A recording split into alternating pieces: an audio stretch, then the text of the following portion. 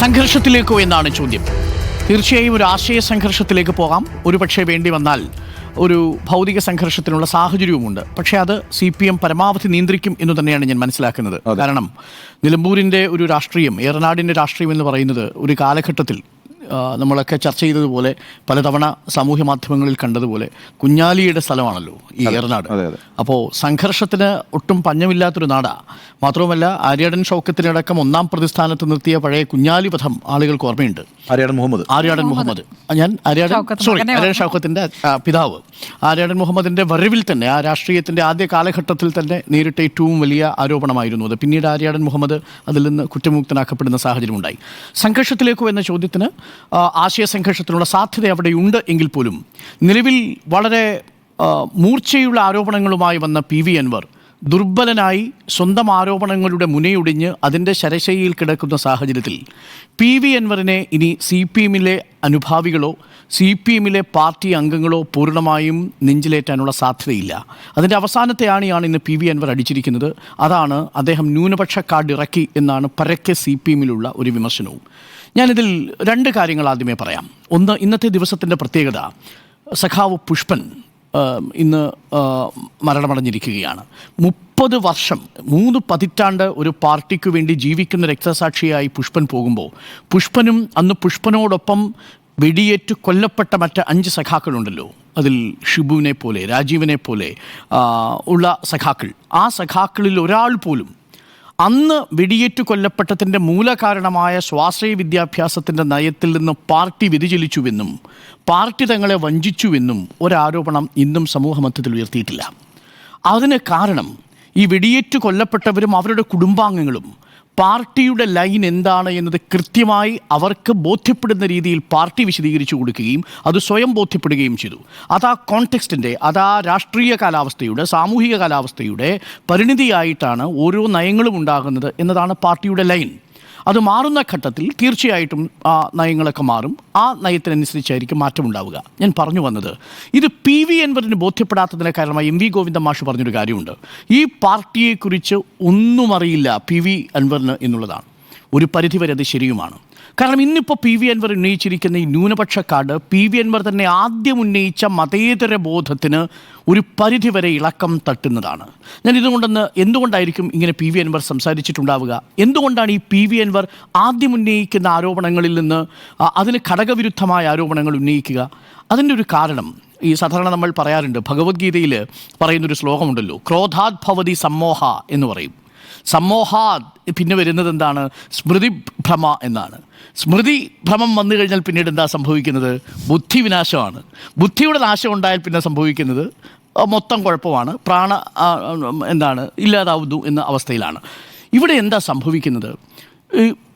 ആദ്യം ആരോപണങ്ങളെ വളരെ റാഷണലായി യുക്തിപരമായി വിശദീകരിച്ചുകൊണ്ട് പോലീസിൽ ഇടപെടാൻ പാർട്ടി നേതാക്കൾക്ക് കഴിയാത്ത സാഹചര്യം ഉണ്ടാവുന്നു. ഒരു ഉദ്യോഗസ്ഥ ദുഷ്പ്രഭുത്വമുണ്ട്, മാത്രവുമല്ല പോലീസിൽ സംഘവൽക്കരണമുണ്ട് തുടങ്ങിയ ആരോപണങ്ങളുമായി എത്തുന്ന PV അൻവർ ആ ആരോപണങ്ങളിൽ നിന്ന് മുഖ്യമന്ത്രിയുടെ പത്രസമ്മേളനത്തോടെ പ്രകോപിതനായി ക്രോധത്തോടുകൂടി അദ്ദേഹം പിന്നീട് പ്രതികരിക്കുന്നതാണ് കാണുന്നത്. അതുവരെ അദ്ദേഹം തെളിവുകളുടെ ഒരു ലാഞ്ചനയുള്ളതായിട്ടുള്ള കാര്യങ്ങളോ ആണ് പറയുന്നതെങ്കിൽ പിന്നീട് അദ്ദേഹം പറയുന്ന കാര്യങ്ങളൊന്നും തനിക്ക് വിശദീകരിക്കാൻ പോലും കഴിയാത്ത, പൊതുസമൂഹവും പ്രതിപക്ഷവും മാത്രം ഉന്നയിച്ചു കൊണ്ടിരിക്കുന്ന വിഷയങ്ങളെ അതേപോലെ എടുത്ത് അവതരിപ്പിക്കുകയാണ് ചെയ്യുന്നത്.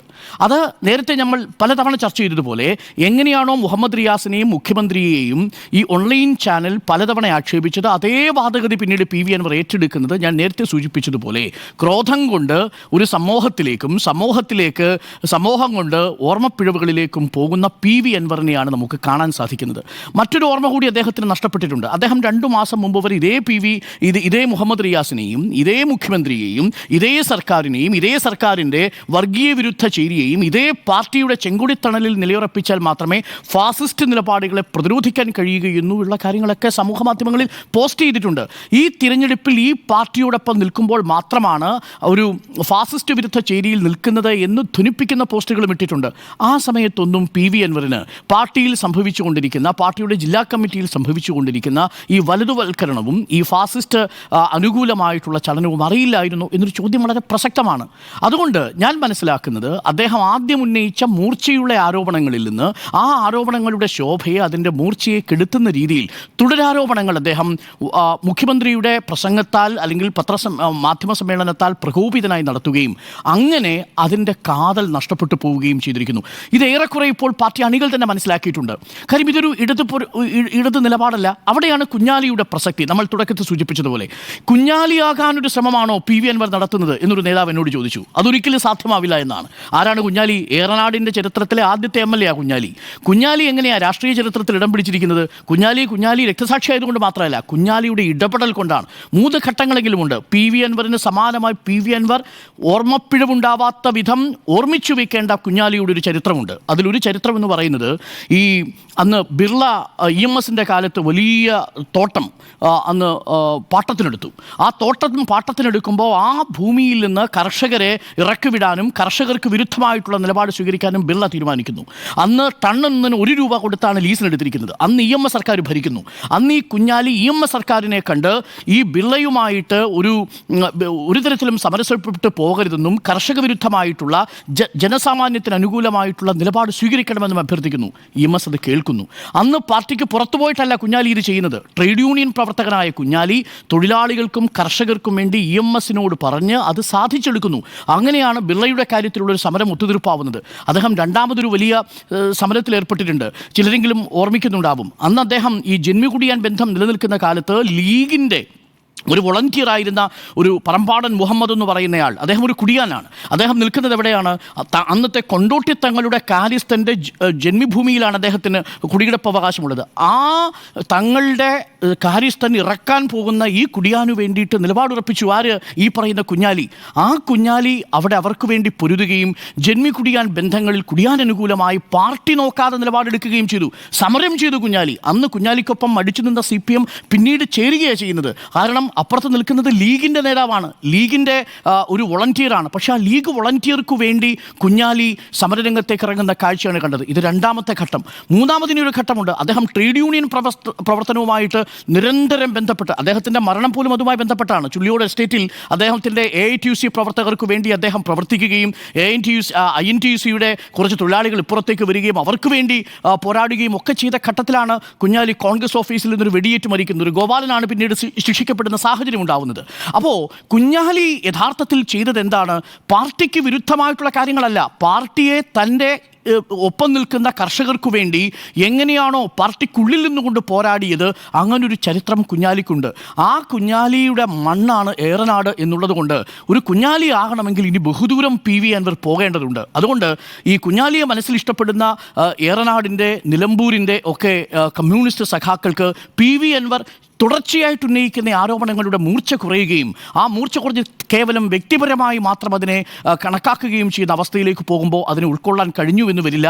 അതുകൊണ്ട് ഇപ്പോൾ PV അൻവർ ഉയർത്തിയിരിക്കുന്ന ഈ വലിയ കൊടുങ്കാറ്റ് ഒരു ഇളങ്കാറ്റായി മാറിയിരിക്കുന്നു. ഇനി വരുന്ന ദിവസങ്ങളിൽ അത് ഒരുപക്ഷെ PV അൻവറിന് രാഷ്ട്രീയമായി ഗുണം ചെയ്യാൻ സാധ്യതയില്ലാത്ത ഒരു നിലപാടായി മാറിയേക്കും. എന്നാൽ അതേസമയം ഇളക്കിവിട്ടിരിക്കുന്ന ഈ ന്യൂനപക്ഷത്തിൻ്റെ കാർഡ് ഇനി വരും ദിവസങ്ങളിൽ പാർട്ടിക്ക് വിശദീകരിക്കേണ്ടി വരും. അവിടെയാണ് CPIയുടെ നിലപാട് വളരെ പ്രസക്തമാവുന്നതും CPI തുടർച്ചയായിട്ട് ഈ വിഷയം ഉന്നയിക്കുകയും അങ്ങനെ ഉന്നയിക്കുന്ന പക്ഷം ഇപ്പോൾ ഇന്ന് പറഞ്ഞിരിക്കുന്നത് ADGP സ്ഥാനത്ത് നിന്ന് മാറ്റണം എന്നാണ്. അത് കഴിയില്ല. ADGP സ്ഥാനത്ത് നിന്ന് നിലവിൽ MR അജിത് കുമാറിനെ മാറ്റാനുള്ള ഒരു വലിയ ഒഫൻസ് അദ്ദേഹം കമ്മിറ്റ് ചെയ്തതായിട്ട് നിലവിൽ നമ്മൾ മനസ്സിലാക്കുന്നില്ല. RSS നേതാവിനെ കണ്ടതിൻ്റെ പേരിലാണെങ്കിൽ ADGP സ്ഥാനത്ത് നിന്ന് ഡീമോട്ട് ചെയ്യുക സാധ്യമല്ല. പകരം ക്രമസമാധാനത്തിന് ചുമതലയിൽ നിന്ന് മാറ്റാം. അത് സർക്കാരിൻ്റെ എക്സിക്യൂട്ടീവ് ഉത്തരവ് പ്രകാരം സാധ്യമാവുന്ന ഒന്നാണ്. പക്ഷേ ADGP സ്ഥാനത്ത് നിന്ന് എങ്ങനെ മാറ്റും? പൂരം കലക്കിയത് ഈ ADGP ആണെന്ന് തെളിയണം. അതല്ലെങ്കിൽ ഈ കൈക്കൂലി വാങ്ങിയതുമായി ബന്ധപ്പെട്ടുകൊണ്ടുള്ളൊരു തെളിവുണ്ടാവണം. 65 ലക്ഷം രൂപ ക്യാഷായിട്ട് വാങ്ങി എന്നുള്ളത് തെളിയിക്കപ്പെടണം. അങ്ങനെയുള്ള ആരോപണങ്ങൾ തെളിയിക്കപ്പെട്ടാൽ മാത്രമേ ADGP സ്ഥാനത്ത് നിന്ന് മാറ്റാൻ കഴിയൂ. അതല്ലാതെ ചട്ടപ്രകാരം മാറ്റാൻ കഴിയില്ല. അതാണ് പ്രകാശ് സിംഗ് കേസിൻ്റെ ഒരു അനുബന്ധമായിട്ട് പറയുന്ന ഒരു പ്രധാനപ്പെട്ട ഭാഗവും. അതുകൊണ്ട് CPI ADGP മാറ്റണം എന്നുള്ളത് നിലവിൽ നടക്കാത്ത സാഹചര്യമാണ്. പക്ഷേ CPIയുടെ കൃത്യമായിട്ടുള്ള ഒരു രാഷ്ട്രീയ താല്പര്യം അതിൽ പ്രതിഫലിക്കുന്നുണ്ട്. അത് RSSനെ കാണുക വഴി CPMൻ്റെ ഇടതുപക്ഷത്തിൻ്റെ ക്യാമ്പിൽ നിന്നൊരു ഉദ്യോഗസ്ഥൻ ഫാസിസ്റ്റ് ചേരിയിലേക്ക് പോകുന്നത് ഞങ്ങൾക്ക് കണ്ണുമടച്ചുകൊണ്ട് കണ്ടു നിൽക്കാൻ കഴിയില്ല എന്നൊരു വലിയ രാഷ്ട്രീയ പ്രശ്നം അവർ വെക്കുന്നുണ്ട്. തീർച്ചയായിട്ടും ഒരു ന്യൂനപക്ഷ വോട്ട് ബാങ്ക് CPI കൂടി ഈ ഘട്ടത്തിൽ ലക്ഷ്യമിടുന്നുണ്ട് എന്നാണ് ഞാൻ മനസ്സിലാക്കുന്നത്.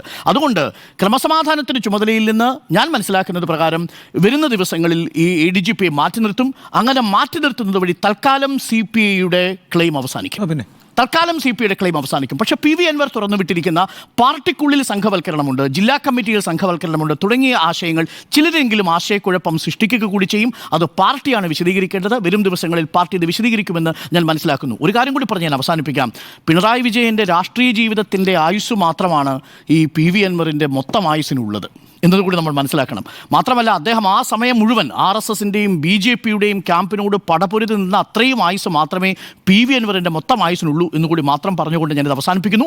സംഘർഷത്തിലേക്കാണ്, പക്ഷേ ആ സംഘർഷം എന്നുള്ളത് നിലവിൽ PV അൻവറിന് ആയുധം നഷ്ടപ്പെട്ടിരിക്കുന്ന അവസ്ഥയിലാണ്. അഥവാ കണ്ണിൽ കണ്ടതെല്ലാം ആയുധമാക്കി മാറ്റുകയാണ് PV അൻവർ. അത് അദ്ദേഹത്തിൻ്റെ പോരാട്ടത്തിൻ്റെ മൂർച്ച കുറയ്ക്കുന്നു എന്നാണ് എൻ്റെ അഭിപ്രായം.